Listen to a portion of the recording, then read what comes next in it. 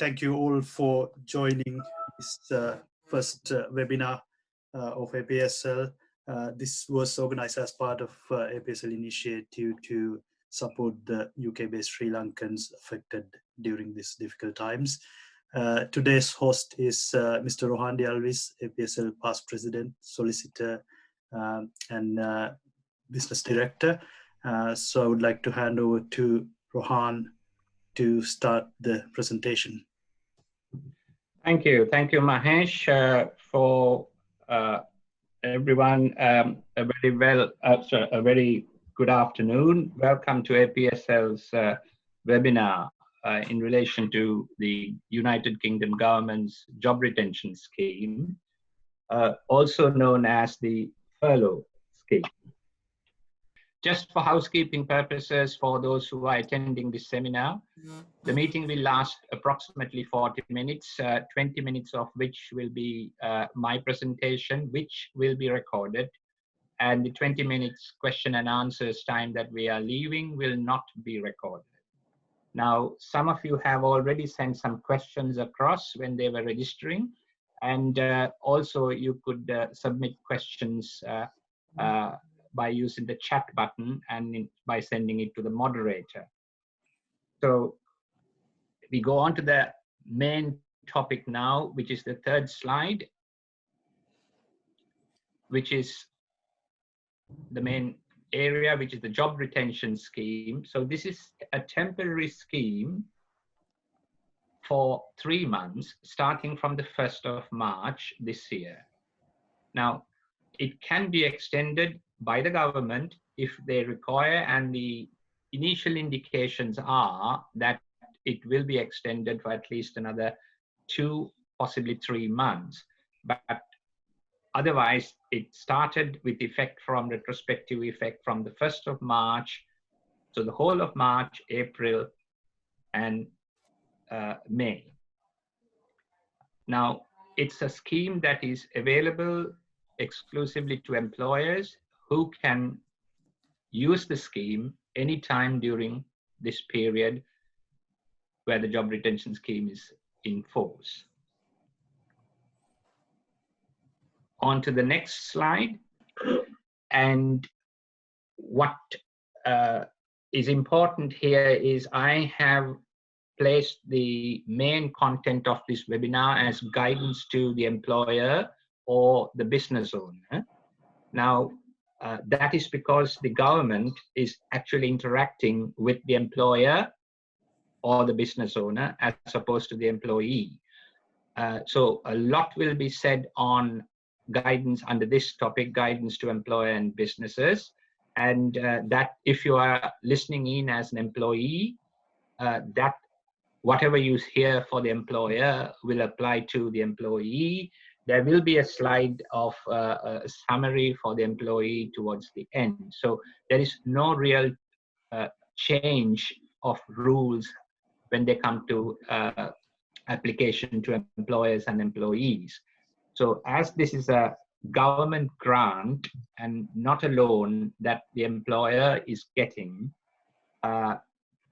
let's now look at the employer's viewpoint or what the employer has to do with this government grant. So it's the important thing is it's a grant for the employer. He does not, or the company does not have to repay it back to the UK government. All employers are eligible as businesses face various impacts from the coronavirus. Now, what's important is it has to be an adverse impact as a result of the coronavirus and not any other business failure reasons. So that's important.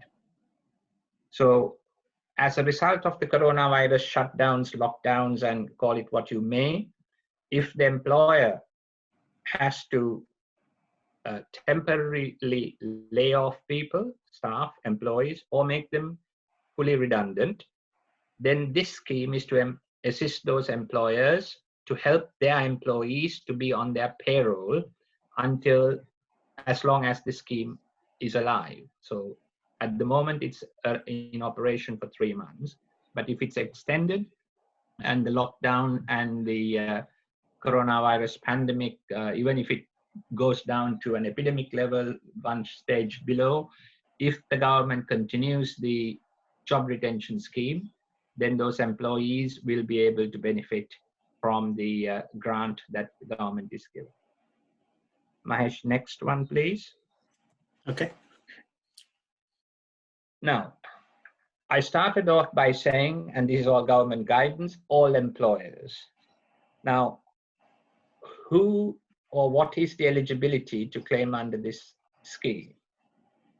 So the employer or your business must be on a PAYE, that is pay as you earn payroll scheme, on or before the 28th of February. Now, this is a strong line that the government has set out. They're not going to change the date.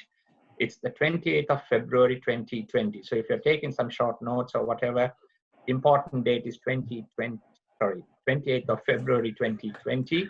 They should be on the PAYE system and have an online PAYE account and also operate a UK bank account. So the third point is not a problem, but just check with yourself, are you operating a PAYE scheme?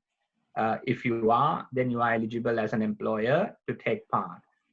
Now, 90% of current businesses are online PAYE, but there is still a number of legacy companies who still do the old style bookkeeping books, if you know what I mean, and then hand the details on to do manual returns and so on to the revenue, which I think only a few, very, very few number of employers do that. And if you are one of them, and that you do not have an online PAYE account, the process takes about 10 days. But the good news is, I assume you have a payroll provider, a bookkeeping and payroll company. They can do all of that for you. So those are the three eligibility criteria for an employer. Next slide, please, Mahesh. Yeah. Now,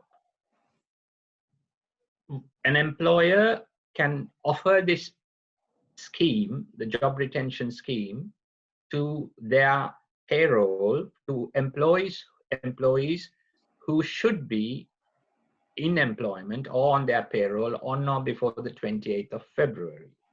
Again, remember the 28th of February, as I said earlier, it applies to an employer being on the PAYE scheme and to any of their employees if they are to receive the benefit of the grant. 28th of February, they should be there on or before. So the converse, which I have put, note, employees hired after this date cannot be included for assistance under this scheme. Now, in reality, a lot of questions have come up, real life situations. We'll discuss that perhaps a little later when under Q&A. And if you are experiencing or you're an employee in that category where you have left your current employer on the 1st of February, on the 28th of February and joined the new company on the 5th of March or whatever, your current employer might say you're not entitled to claim it through the current employment. Come to that later. Now, the other point, if you're looking at it from an employee, but this is again guidance for the employer, your employees or your staff can have any type of employment contract. That can include full-time, part-time, agency contracts, flexible or zero-hour contracts. It doesn't matter. As long as the person is paid through your payroll and the employee was in employment on or before the 28th of February 2020, then the job retention scheme will apply. A question that has come up mainly from the Sri Lankan community and whether foreign nationals, non-UK citizens now, or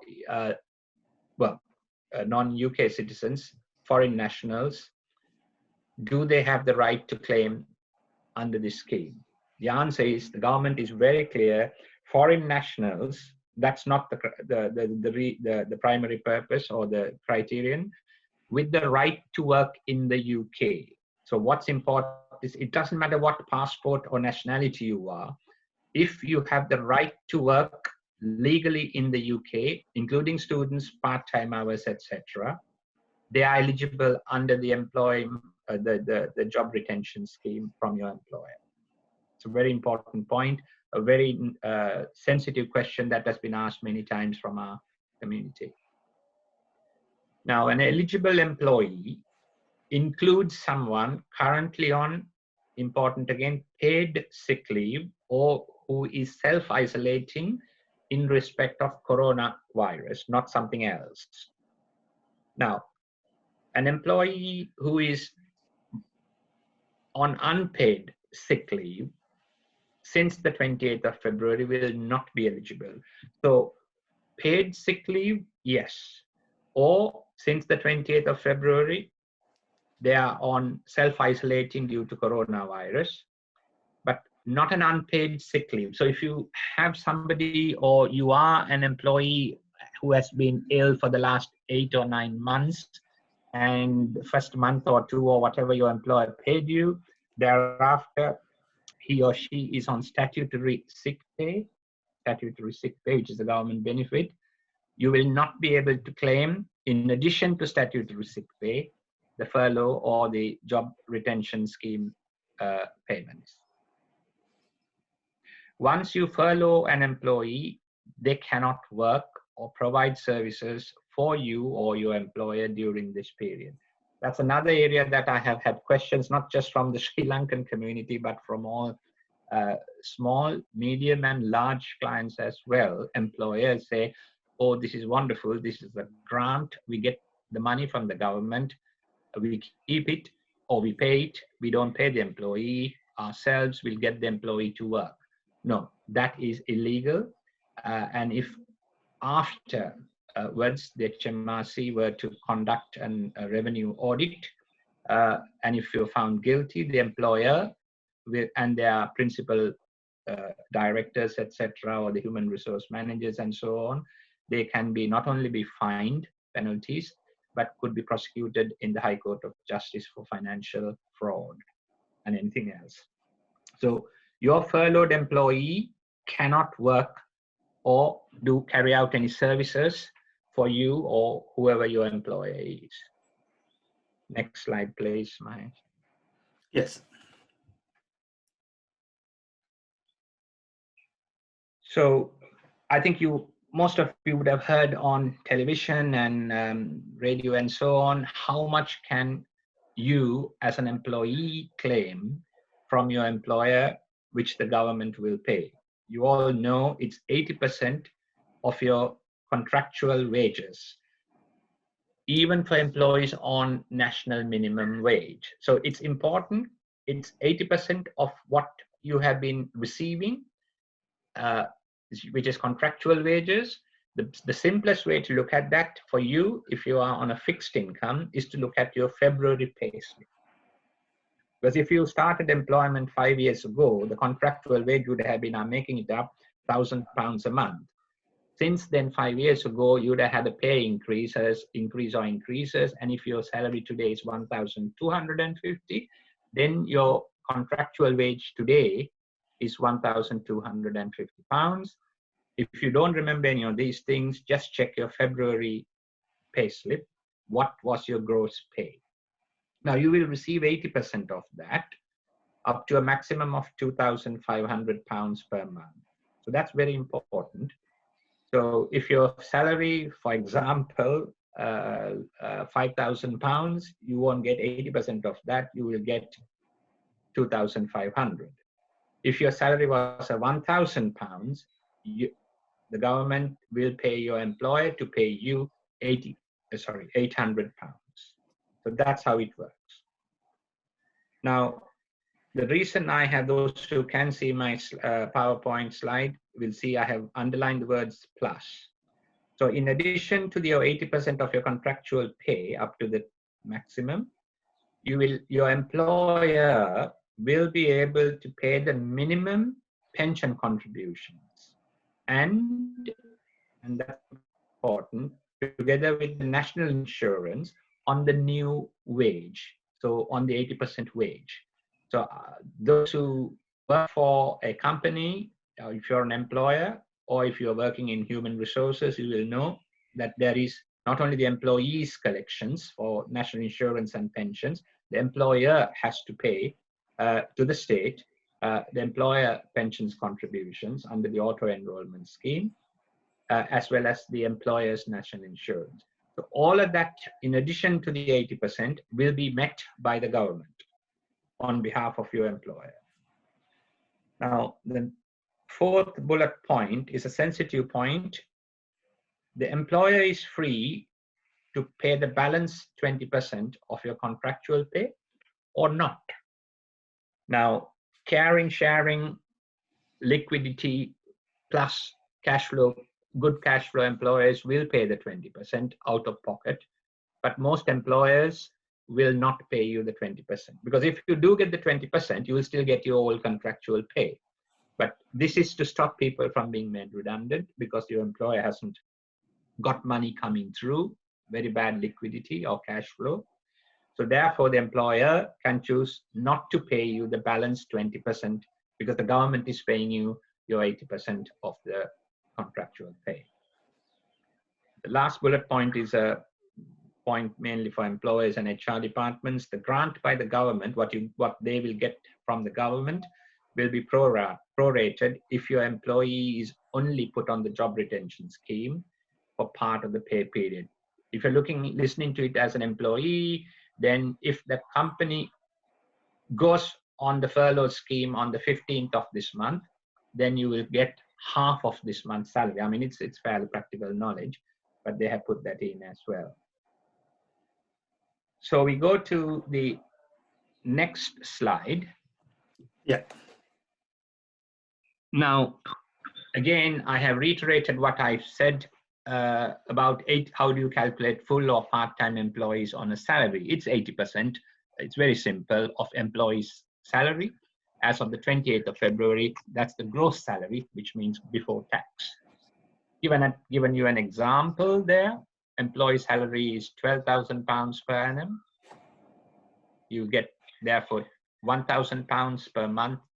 The government will give the employer to give you as an employee £800, a grant, plus the employer's contribution to the pension, as well as the national insurance. So I think I've explained that now. I'm repeating myself here. But there may be a number of employees or a vast majority of employees in the service sector who would get a basic pay plus on-target earnings, what we call variable pay. Now, variable pay will be based upon sales targets or various points or challenges that have been placed on them to achieve or targets. The way it's calculated is you go back to 12 months or more and claim the highest. So in the last 12 months, claim the highest of either one.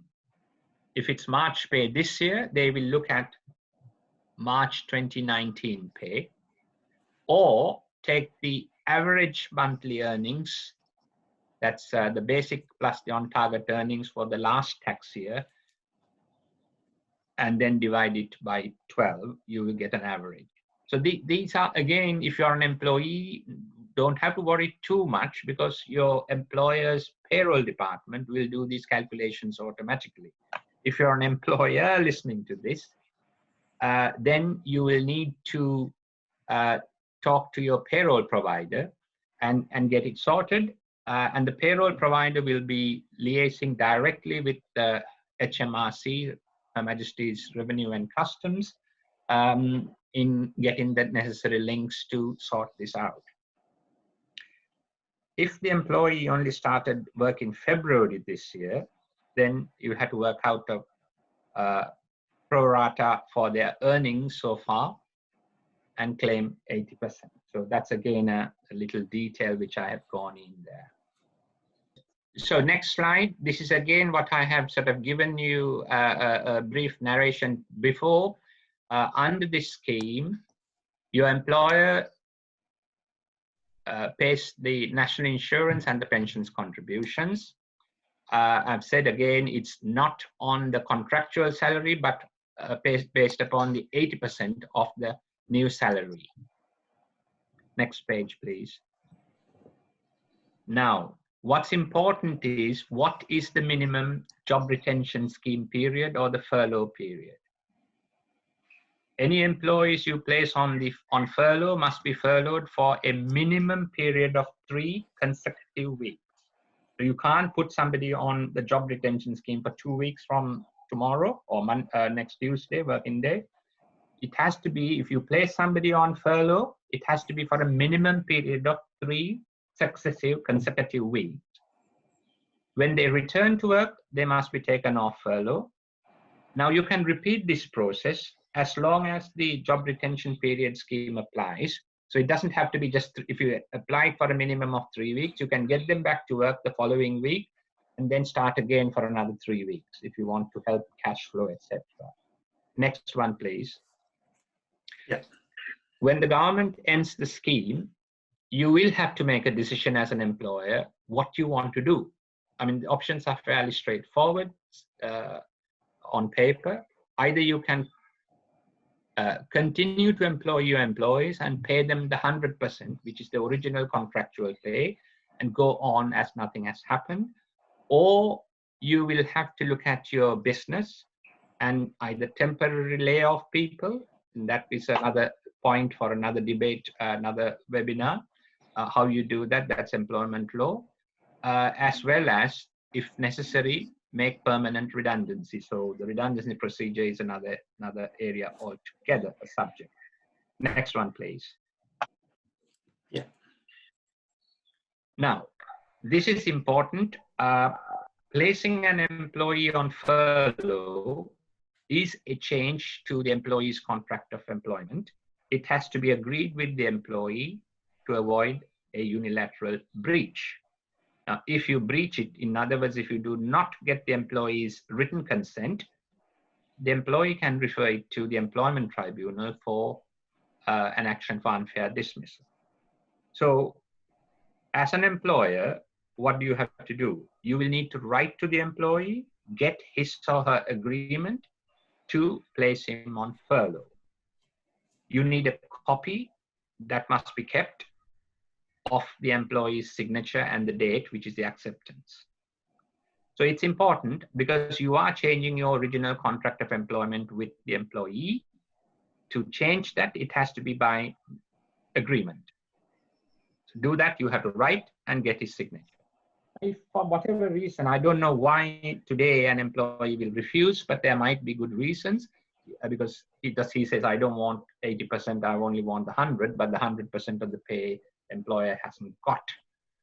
So there will be a redundancy situation. So if that happens, if the employee refuses to sign, then all options are open to the employer, including making the employees redundant, and they will be entitled, if qualified for statutory, the minimum payments under UK law.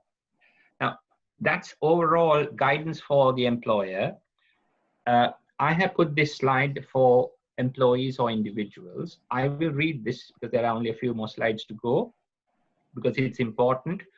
If you and your employer both agree, your employer might be able to keep you on your payroll if they are unable to operate or have no work for you to do due to the coronavirus pandemic. This is known as furlough job retention. So this is something that you have heard. You heard it from me a few minutes ago, but I'm repeating it now from the point of view of an employee. You will get paid 80% of your wages up to a monthly cap of 2,500. Now this is important. If your salary is reduced as a result of these changes, you will be eligible for support through the UK welfare system, including universal credit. So you need to check your eligibility to receive these benefits.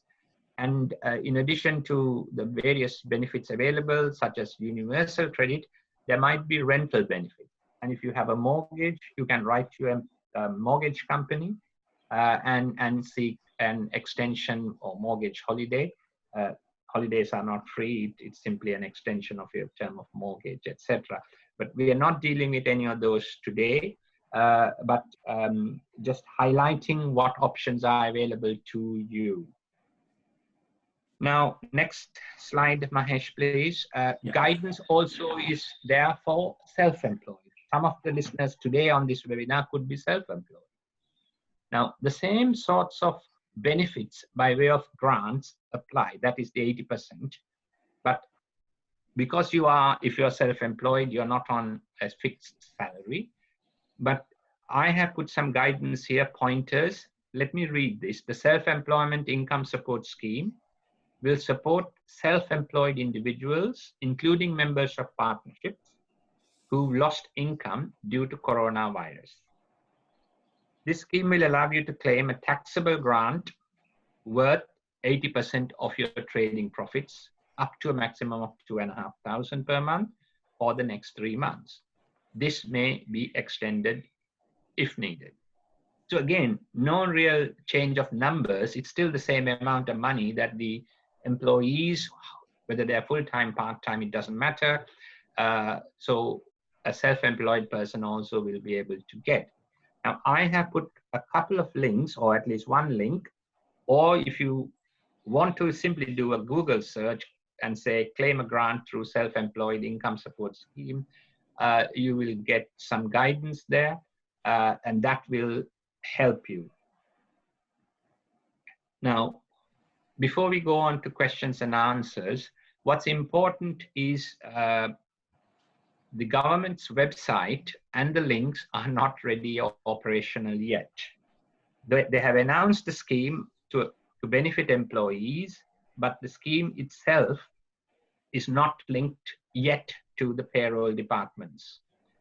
As at Friday, the UK government, or the HMRC, has said by the 20th of this month, the payroll departments will get the link. So I don't think you need to worry or be concerned about it. For sure, by the end of this month, the scheme will be fully operational. And if you are claiming, or your employer has been on this scheme from the first date, which is the 1st of March, you will get the back pay.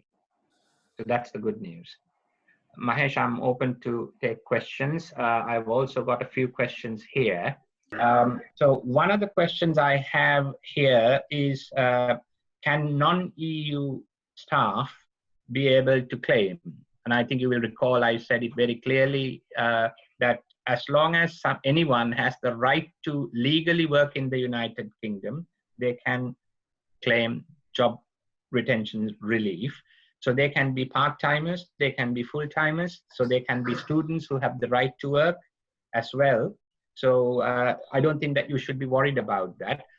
The problem you will have is if you're an undocumented person, that is, you don't exist in the system, then you cannot claim employment benefits or job retention scheme benefits. So that's another area some people may fall into if you're undocumented. Now, another question is, how many years should be an employee to claim the job retention scheme? It was very clear in my presentation as well as in the government guidance. And I remember telling you, remember the 28th of February 2020. So one has to be an employee on the payroll of a business on or before the 28th of February this year.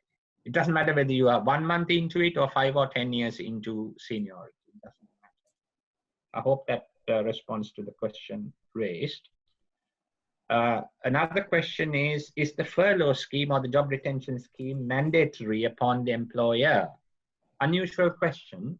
A lot of people, even I thought when I read it for the first time, this is the government thing, you know, like in some other countries where the government would announce, make the set notification, whether you like it or not, it is applicable to all employers. No, the answer here in this country, the employer can refuse to implement the furlough scheme because it's not mandatory, because it's a grant that the government is trying to give to help employees.